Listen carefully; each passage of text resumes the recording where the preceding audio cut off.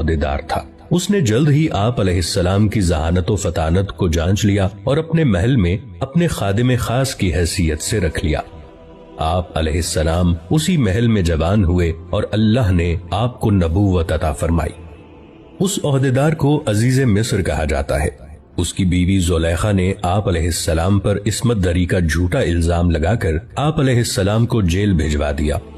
آپ علیہ السلام نے 7 سال جیل میں گزارے، لیکن جیل میں بھی دوسرے قیدیوں کی تعلیم و تربیت کرتے رہے۔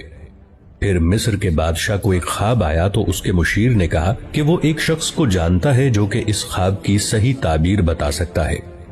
آپ علیہ السلام کو جیل سے محل میں لایا گیا۔ آپ علیہ السلام نے بادشاہ کے خواب کی عقلی اور منطقی تعبیر بتا دی، جس سے وہ بہت متاثر ہوا۔ اس بادشاہ نے آپ علیہ السلام کو اپنا مشیر خاص مقرر کر لیا اور بادشاہ نے آپ علیہ السلام کی تمام داستان سنی اور آپ علیہ السلام کو کہا کہ آپ اپنے سارے خاندان کو فلسطین سے مصر لے آئیں اور یہاں سب امن و سکون سے رہیں۔ آپ علیہ السلام نے اپنے سارے کنبے بشمول والد صاحب حضرت یعقوب علیہ السلام کو اپنے پاس مصر بلوا لیا۔ آپ علیہ السلام کے بھائی اپنے کیے پر بہت نادم ہوئے اور توبہ کی۔ اس طرح بنی اسرائیل فلسطین سے مصر پہنچ گئے۔ قرآن کریم کی سورہ یوسف میں اس واقعے کا تفصیلی ذکر موجود ہے۔ تاریخی اندازوں کے مطابق بنی اسرائیل مصر میں 2 صدیوں تک رہے۔ اس عرصے میں ان 12 بھائیوں کی نسل لاکھوں کی تعداد کو پہنچ گئی، لیکن پھر مصر میں بادشاہت تبدیل ہو گئی۔ نئی حکومت نے ان سے مراد چھین لی اور انہیں اپنا غلام بنا لیا۔ یہ بنی اسرائیل کی قید یعنی کیپٹیوٹی کا دور تھا۔ مصری جو اپنے آپ کو قبطی کہتے تھے، ان سے جبری مزدوری کرواتے اور ان پر بہت ظلم و ستم کرتے۔ حضرت یوسف علیہ السلام کے تقریباً 200 سال کے بعد اللہ تعالیٰ نے ان کو اس قید سے نجات دلوانے کے لیے انہی میں سے حضرت موسیٰ علیہ السلام اور آپ کے بھائی حضرت ہارون علیہ السلام کو نبوت عطا فرمائی کہ وہ اپنی قوم یعنی بنی اسرائیل کو مصریوں کی قید سے آزادی دلوا کر واپس انہیں فلسطین میں لا کر آباد کریں۔ مصر پر فرعون کی حکومت تھی۔ حضرت موسیٰ علیہ السلام نے اسے ایمان کی دعوت دی اور کہا کہ وہ بنی اسرائیل کو آزاد کر دے، لیکن فرعون نے انکار کر دیا۔ اللہ تعالیٰ نے حضرت موسیٰ علیہ السلام کو حکم دیا کہ وہ اپنی قوم کو لے کر فلسطین کی طرف نکلیں۔ آپ علیہ السلام بحکم خداوندی اپنی قوم کو لے کر نکلے تو فرعون نے بھی اپنے لاؤ لشکر کے ساتھ آپ علیہ السلام کا تعاقب کیا۔ سمندر کے کنارے پہنچ کر آپ علیہ السلام نے اللہ سے عرض کی کہ اب کیا کروں؟ اللہ نے حکم دیا کہ اے موسیٰ علیہ السلام اپنا عصا سمندر کے پانی پر ماریں تو سمندر آپ کو خشکی کا راستہ دے گا۔ آپ علیہ السلام نے ایسا ہی کیا تو یکا یک سمندر کا پانی 2 دیواروں کی طرح الگ الگ کھڑا ہو گیا اور آپ علیہ السلام اپنی قوم کو لے کر وہاں سے نکل گئے۔ آپ علیہ السلام کے پیچھے فرعون نے بھی کوشش کی کہ وہ بھی اسی راستے سے آپ علیہ السلام کا تعاقب کرے، لیکن اللہ کے حکم سے سمندر واپس مل گیا اور اس طرح فرعون اور اس کا سارا لشکر غرق ہو گیا۔ یہ حضرت موسیٰ علیہ السلام کا معجزہ ہے جس کا ذکر قرآن پاک میں موجود ہے، اور یہ اتنا بڑا واقعہ بنی اسرائیل کی آنکھوں کے سامنے وقوع پذیر ہوا۔ قرین قیاس بتاتے ہیں کہ سمندر عبور کرنے کا یہ معجزہ بحر احمر کی مشرقی نہر، جسے اب نہر سویز کہا جاتا ہے، میں پیش آیا ہوگا۔ سمندر کے اس پار صحرائے سینا اور اسی صحرا کے ایک کونے میں کوہ طور ہے، جہاں اللہ تعالیٰ نے آپ علیہ السلام کو رسالت و کتاب سے نوازا۔ آپ علیہ السلام کی کتاب کا نام تورات ہے۔ اللہ تعالیٰ نے آپ علیہ السلام کو بنی اسرائیل کی ہدایت و رہنمائی کا حکم دیا اور فرمایا کہ اے موسیٰ علیہ السلام، ہم نے آپ کی قوم کو باقی سب اقوام پر فضیلت دی ہے۔ جب تک یہ اس کتاب یعنی تورات کو مضبوطی سے تھامے رہیں گے، میں ان کو اپنی طرف سے نعمتوں اور رحمتوں سے نوازتا رہوں گا۔ لیکن بنی اسرائیل نے حضرت موسیٰ علیہ السلام کو تنگ کرنا شروع کر دیا۔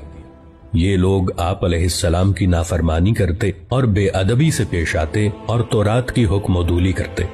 حضرت موسیٰ علیہ السلام ان سے بہت ناراض رہنے لگے، لیکن ان کی تمام شرارتوں کے باوجود اللہ نے ان کو بہت سے انعامات سے نوازا۔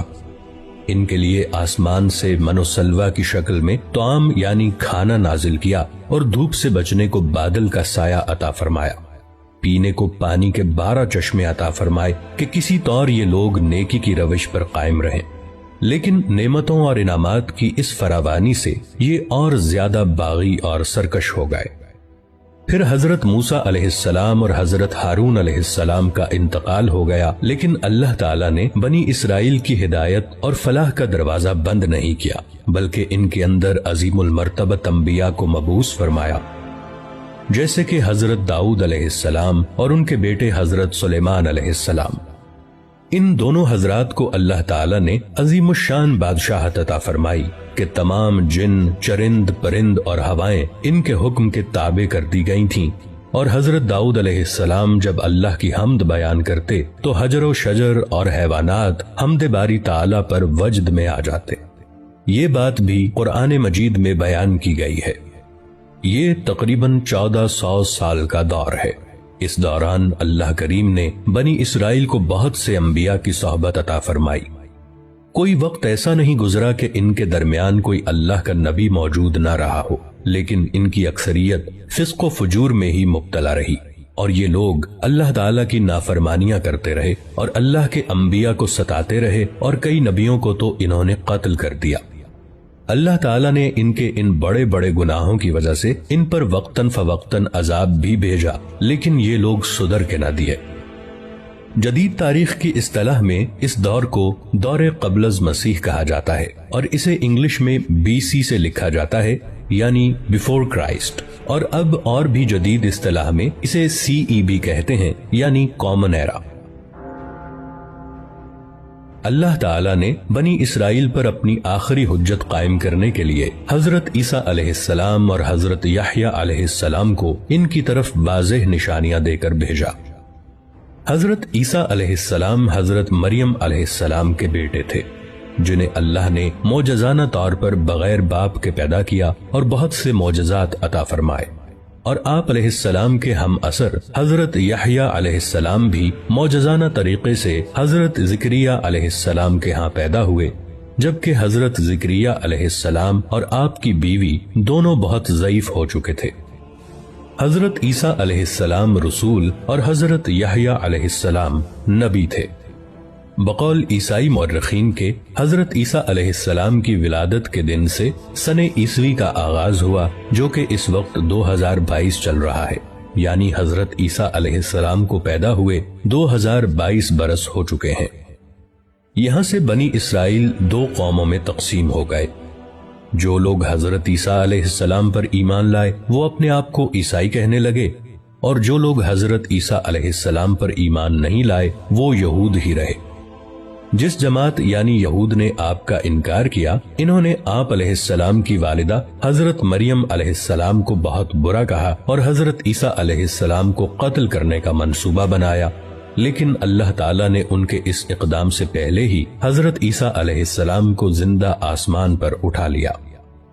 حضرت عیسیٰ علیہ السلام کے آسمان پر اٹھائے جانے کے تقریباً 250 سال کے بعد اصحاب کہف کا مشہور واقعہ پیش آیا۔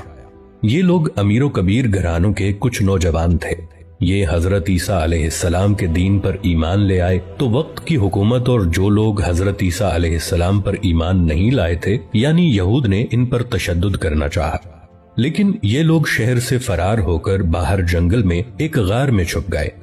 اس غار میں اللہ تعالیٰ نے ان پر نیند طاری کر دی اور یہ اس غار میں کئی سال تک سوتے رہے۔ اس کا پورا ذکر قرآن مجید کی سورہ کہف میں موجود ہے۔ They are known as 7 sleepers in the books of Christianity۔ حضرت عیسیٰ علیہ السلام کے آسمان پر چلے جانے کے بعد 571 عیسوی میں اللہ کریم نے حضور صلی اللہ علیہ وآلہ وسلم کو انسانوں پر اتمام حجت کے لیے بھیجا۔ حضور سیدنا و نبینا حضرت محمد صلی اللہ علیہ وآلہ وسلم بن عبداللہ بن عبد المطلب مکہ کی سرزمین میں حضرت اسماعیل علیہ السلام بن ابراہیم علیہ السلام کی نسل میں قبیلہ قریش کے خاندان بنو ہاشم کے ہاں جناب عبداللہ بن عبد المطلب اور ان کی زوجہ حضرت آمنہ بنت وہب کے ہاں پیدا ہوئے۔ اس دن سے لے کر آج تک نور محمدی کی کرنیں ساری دنیا کو منور کر رہی ہیں اور قیامت تک کرتی رہیں گی انشاءاللہ۔